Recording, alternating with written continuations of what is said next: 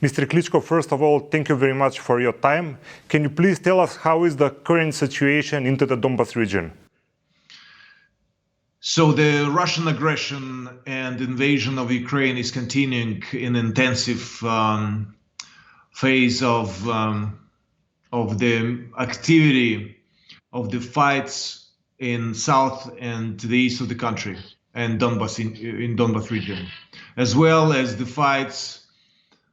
This is the fight in Mariupol that is still waiting for a corridor for the civilians and injured to leave the city, but that's still be questionable if that's going to happen, because multiple times nothing was reliable that was coming from the Russian side.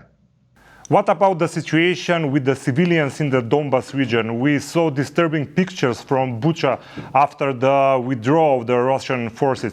Do you think there is a possibility of repeated massacres? Well, what happened in Bucha has or was repeated in Gostomel, Borodyanka, not to forget. Bucha was one of the first.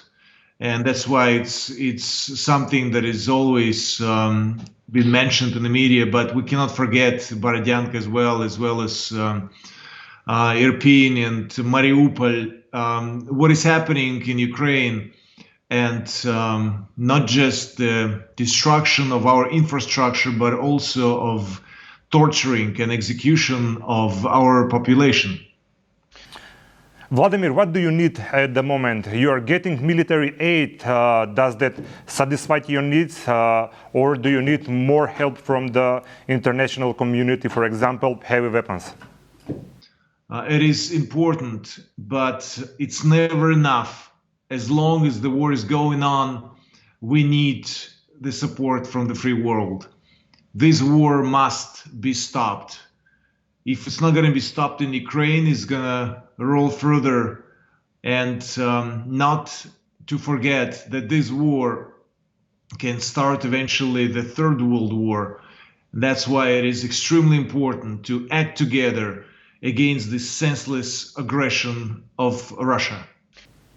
How optimistic are you that the aggression will stop soon? What needs to happen to stop this tragic war?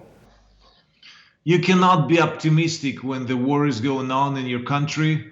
There is not much optimism, but there is great will and desire by us Ukrainians to stand against this aggression, to stop this aggression and fight back. And for that, we do need weapons, not just defensive weapons, but we need heavy weapons. You cannot win this war with bare hands. You have to have military equipment to defend the sky above our heads. Up to 2,000 rockets has been launched from Belarus and Russia on the Ukrainian soil that has killed many civilians.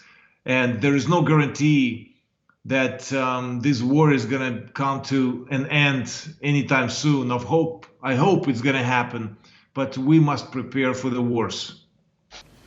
Vladimir, you believe in victory. How do you see Ukraine after the war?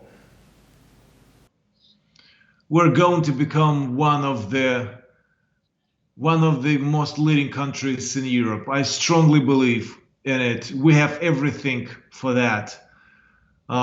Geographically speaking, we are the largest European country with a lot of sources, natural resources as well, and the gate to the world through the Black Sea. And I'm more than sure and everything has the beginning and an end, and this war is also will come to an end with our victory and defense of our territorial integrity. And without any military equipment of any other army, Russian army and Russian boots in particular. So we definitely, with such talented people, not to forget Ukrainians, well-educated, we have created one of the first helicopters with Sikorsky that was launched, the very first flight of a helicopter in the capital in Kyiv, Ukraine.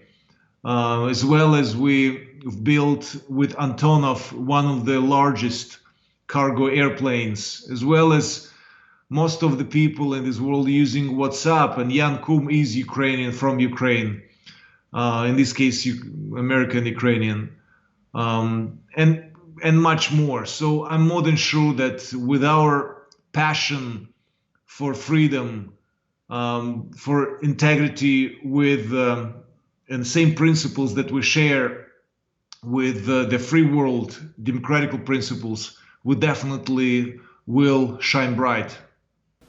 Vladimir, thank you very much for your time. Thank you very much, and keep supporting us. Yeah.